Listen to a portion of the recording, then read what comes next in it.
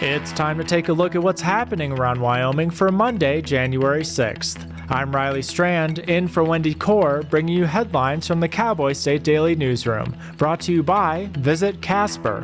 Visit Casper invites you to come enjoy the Casper International Film Festival from January 31st to February 2nd, hosted at Frontier Brewing Company downtown.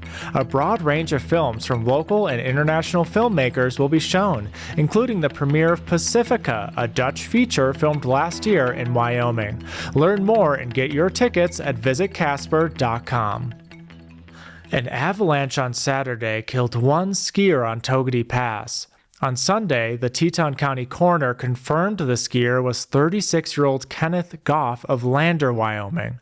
Cowboy State Daily's Claire McFarland reports that Goff was one of 4 skiers who triggered the avalanche as they were ascending a skin track. Most of Wyoming, the storm rolled in on Saturday. It was just before noon that the 911 text, the satellite text went out, and the search and rescue tried helicopter, that didn't work, tried snowmobile, that didn't work, got people on skis out to the site, and they were there just before 4. I mean, the weather was really limiting the response here. Rescuers said the 4-hour delay is a cautionary statement about adventuring in harsh weather.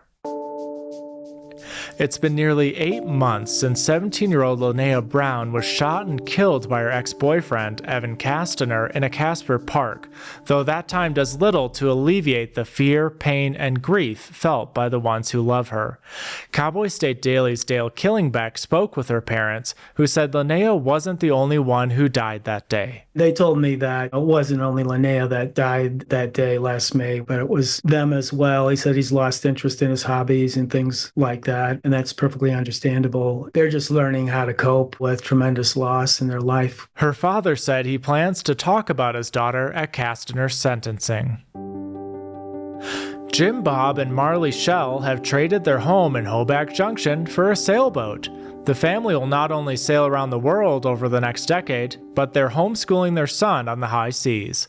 Cowboy State Daily's Renee Jean spoke with the family, who said sea life is awesome, but it doesn't come without challenges. They started this in September or so. They haven't been at it super long, but so far they're really glad that they did this. They don't have any regrets. There has been a learning curve, figuring out how to do things that make the most sense in a small enclosed space. They started out in the Caribbean because there are lots of other families who are in the Caribbean doing kind of the same thing. So they're all kind of learning from each other. For others interested in the sailing lifestyle, the couple says many moments are amazing, but it's important to realize it won't always be as glamorous as social media suggests.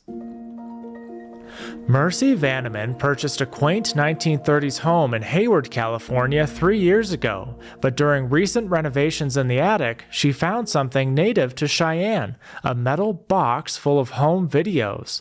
Cowboy State Daily's Jackie Dorothy reports the box was labeled with the names of Preston and Pat Mitchell, along with a Cheyenne address. Well, what I really liked about this story is how Wyoming itself came together to try to identify the Mitchells and who these home videos belong to. And the fact that the American Heritage Center is actually interested in them is a pretty cool thing. It shows that our history is not just about the pioneers from the 1800s, but from those in the 1950s and 60s as well. If Vanneman is unable to locate a close family member, she plans to donate the films back to Wyoming, and the American Heritage Center would be happy to take them. And now let's take a look at today's weather with Cowboy State Daily meteorologist Don Day. Well, it seems like it's taken forever for winter to get started, but it's finally here. Weather patterns are changing, not only here in the western parts of North America, but really over a large part of this hemisphere. And this is going to lead to a cold northwest wind aloft with the jet stream this week across Wyoming. This will bring a series of small weather systems across the state about every other day. We've got one passing through today and tonight that'll produce some light snow scattered across the plains, more snow in the mountains. We've got another one of these waves coming through Thursday, same result. Another stronger one will come in next weekend. Each of these waves will bring the state a period of light snow, colder temperatures, and colder wind chills, as it will be persistently cold for the week ahead. You can get Don's full forecast on the Cowboy State Daily website. I'll be back in just 15 seconds with more news. Open enrollment is here. Discover a range of low-cost plans from Blue Cross Blue Shield of Wyoming. Shop now to find the best option for you. Online, in town, in touch, we're right around the corner. Blue Cross Blue Shield of Wyoming. What's your plan? A woman named Terry Smith went from being a tribal court judge to a prison inmate to an outspoken addiction recovery mentor who was reinstated Thursday to practice law in Wyoming. Cowboy State Daily's Claire McFarland reports that Smith hopes this victory can send a message to others with addictions that they too can get their lives back. Terry Smith is a Northern Arapaho tribal member who was really celebrated during her meteoric rise. In 2018, she became chief tribal court judge. During that whole time, she was hiding an opiate addiction, and she turned to trading and selling pills, and the FBI and DCI caught her. So news outlets covered all of this. She's so accountable about everything she did that I think that's helped in her recovery journey now. She jumped through all the hoops and she put in a lot of legwork to be reinstated to practice law. In the long term, Smith is considering working as a public defender who can also counsel her clients to take their first steps towards recovery. The Facebook group Oregon Roadkill Recovery gives real-time updates about roadkill that people can pick up to eat. It's also legal to pick up roadkill for food in Wyoming. Cowboy State Daily's Mark Hines reports that while there's no Wyoming Facebook group, there is the 511 app.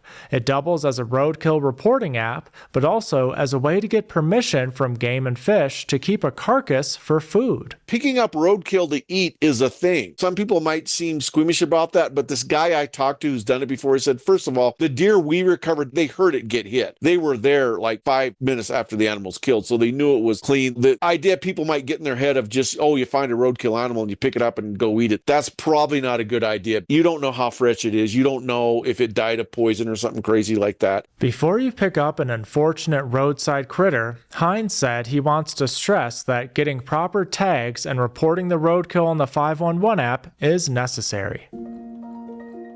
The supervolcano percolating underneath Yellowstone National Park isn't going to erupt anytime soon, and a new study from the United States Geological Survey has proven it's less likely than ever.